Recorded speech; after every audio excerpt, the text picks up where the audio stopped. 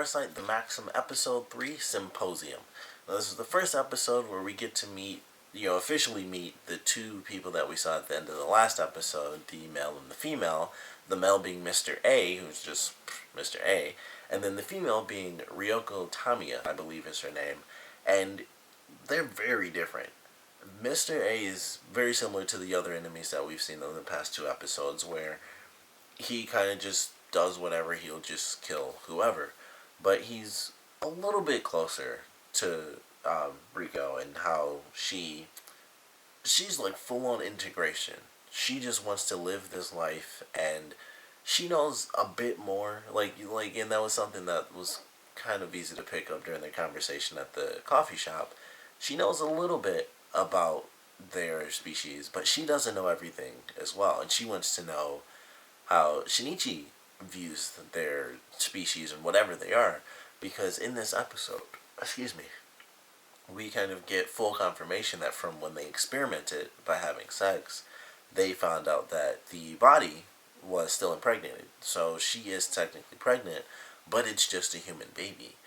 And that's very interesting, and it really does make them like a parasite, because it's something that would infect your body, but it doesn't necessarily change every cell and structure within you. It's like having the flu. Like if you had a baby while having the flu, the baby wouldn't come out half flu virus, So it would just be a normal baby. You would just have that baby while sick, and that's what it's like, except these people are taken over mentally as well. It's almost like sort of like a zombie virus, on the brain, and it allows for the body to change, but it doesn't actually change the body in a weird way. So that was very cool to learn that. It wasn't a hybrid, parasite human species. It's just a strictly human body that's growing inside of her. So it does make them actual parasites, where it infects you just like a cold, but it doesn't change you on a cellular level. It changes, in this case it's much different than I'm sick, so that would mess with your immunity system. This messes with your mental structure and basically puts you in the background if you're there at all still, consciously. So I like that. I thought it was very cool and very interesting to see this woman say that she wants to just be a part of normal society and experiment and see what the human world is, really. So that was very cool. The Mr. A thing was very interesting. The fact that he felt threatened by Shinichi and Migi, where he was like, that one's dangerous. Even though it's just this little hand, he's like, that one's dangerous. It needs to be destroyed. It was very interesting that he said that, because that means a lot, obviously, when it's not even the full body. And Migi even says, we're on the, evenly matched. We're on the same level. And I guess that means that they can only change one part, and I didn't really think of this before this episode, but that's why they only whip people's heads off and stuff, because they burrow into people's brains, and that's why that happens. They can change their heads, but they can't change anything else about their body, and that's why that is. That's why she's having a human baby, because all that she controls, she controls, the nervous system, because obviously she's in the brain. So she has complete control, as well as Mr. A, and pretty much every other parasite we've seen. They're in the brain, so they have complete and utter control of the body, because that's where all of our, every single movement we have comes from right here. So she has complete control mentally and consciously of every single movement that the body makes. But, involuntary things like a heartbeat and breathing, which I don't know, I would assume that they still have to breathe, because they do need, they need blood. So if, even in Migi's case, if Shinichi was cut and lost a bunch of blood, then that would kill her as well. So they do need to breathe, and it's involuntary. We don't really know if they sleep or not once taken over, but it's very different in Shinichi's case, obviously, because it's just his hand that's taken over, and he can. And we even saw it in the first episode. He can be completely asleep. And, Migi will be off researching through the night, reading books and stuff.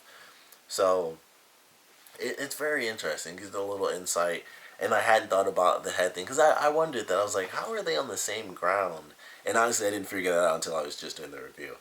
But I was like, how are they on this? How are they evenly matched when she's just a hand and he's the entire body? But really, he can change only the head. And I guess when we saw the first parasite in the dog in the first episode, that was a bit different because it took over the brain of a dog, and it can physically, technically, it can change the body structure, but that will compromise, what it can do. And Migi says that in the very first episode, like, if you change what it's meant to be into something else to fit like a very specific need for the moment, you'll screw everything up. Like, you'd have to shift organs and move bones out of place, and that you might be able to make it work by like fitting skin to something so the blood doesn't just like pour out of you, but it wouldn't be what it's supposed to be, and it would mess up the system. So that's why they do that. They're smart enough to know, in most cases at least.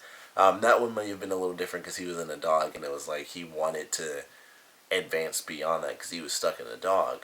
But in the other cases, they know, like, hey, I have to at least keep things similar here. I have to keep this structure, otherwise I'll, compromise everything that I have, and I could easily die because of it. So definitely enjoyed this episode, giving us a bit of insight and giving us this, I guess, villain. I still kind of count her as a villain because she's one of the parasites, but she's saying like she's not gonna cause any meaningless harm. She's not gonna just go crazy and start killing everybody and just people getting chopped up and stuff.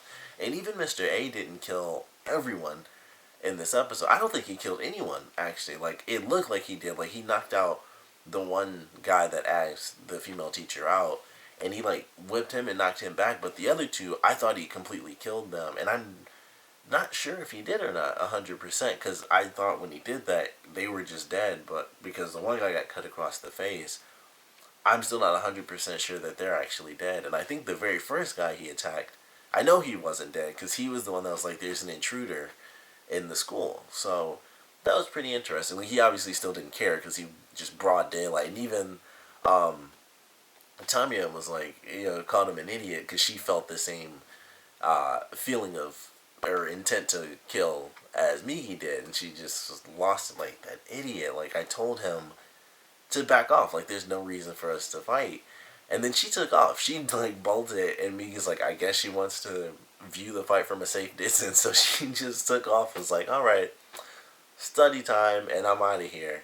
So she's somewhere in the next episode. We'll probably see her in the school still, but I thought that was kind of funny that she took off, and it was like she's just gonna watch the fight from afar. And I guess ultimately it doesn't matter. I mean, those two, they're together as like a team, as like, they experimented as far as the pregnancy stuff, but they also don't kill each other completely. Like, they have no need to, but do they need to? Like, that's the thing now, because they make it seem like they actually have to do it, or they made it seem that way in like the last episode, and now it's kind of like they don't actually need to.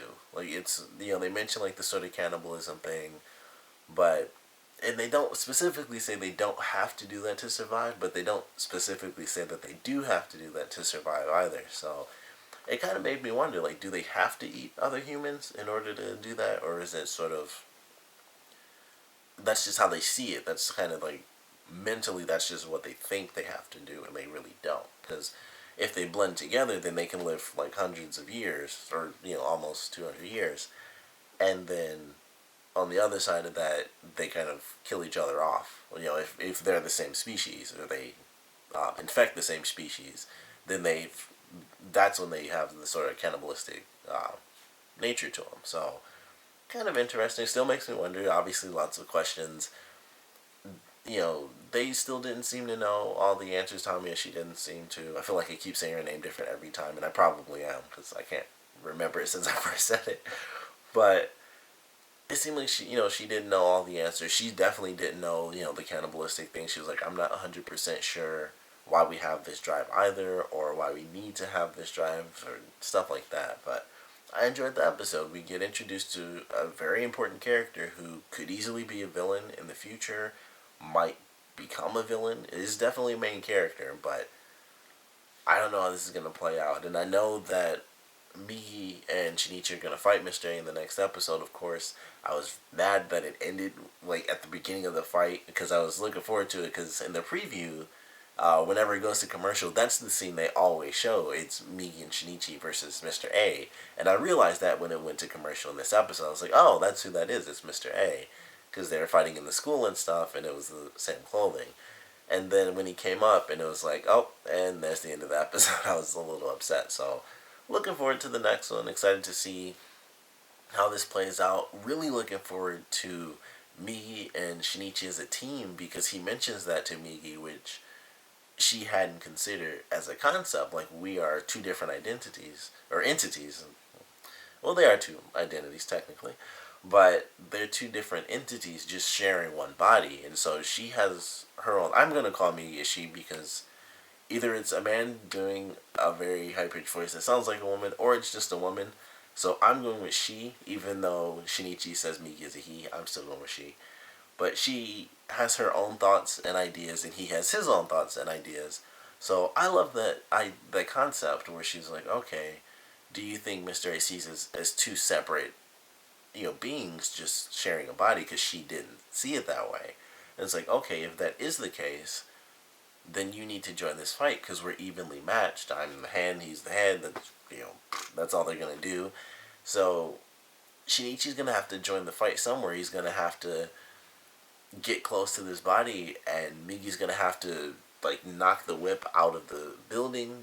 Like toss it back or something like out the window to distract him for like a second, so that Shinichi can like stab him in the heart or in the neck maybe or something like that. Well, maybe not the neck because it's just uncoiled, so I don't know how the veins work in that mess and all that. But he can still stab it like in the chest and stuff. So he has his own hidden little weapon, and they're gonna actually be a team. And this is something I was looking forward to, like them working together. And I was thinking of it differently, where they would actually share consciousness and at some point, which I still think is gonna happen based on just the opening, honestly. And like him having like the different hairstyle and stuff like that, it's like the cool version of him. It's like, okay, that means something. It just does. Like he doesn't have his glasses on, and they do like the cool hair going back and stuff. Like that means something. So I don't know if that exactly means that they're gonna eventually kind of mind meld in a sense, or how it's gonna play out. But I'm looking forward to this next episode and watching them have their first really big fight as a team. And it's not just gonna be Migi taking on the other Parasyte. It's gonna be them as a team. It's gonna be Migi and Shinichi fighting together. So I'm looking forward to that. Of course, I want to know what you guys thought about this episode. So please comment below. Let me know your favorite parts, your least favorite parts. And the big question, of course, is Mr. A, he's just an enemy. I don't know if he's actually going to live or die in the next episode, which would be interesting if he doesn't. But either way, the teacher is definitely the interesting aspect of this episode. Like, what do you guys think is going to actually happen with her character? Because she comes in, she could easily be a villain.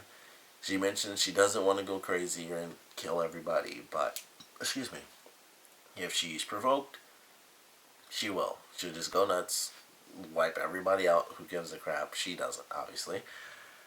And yet, she just wants to learn stuff. But she can still easily be a villain. And she's like, if you cause a scene, like every time it seems like she's okay, she always like threatens him at the same time. Because it's like, I don't want to do this and I don't want to do that. Don't worry. And then it's like, but if you threaten me, you'll lose. Like, either we're in an enclosed space when they first met, we'd both be wounded mortally, so I don't want to do that. And then when they're at the coffee shop, it's like, if you cause commotion or anything, the disadvantage will be on you because you can't change your face. And also, if I go crazy and, you provoke me, then I'll go nuts and kill everyone. And then she, just crunches up the spoon with her tongue. I don't know why she had to go, one white eye and one regular eye just to do that.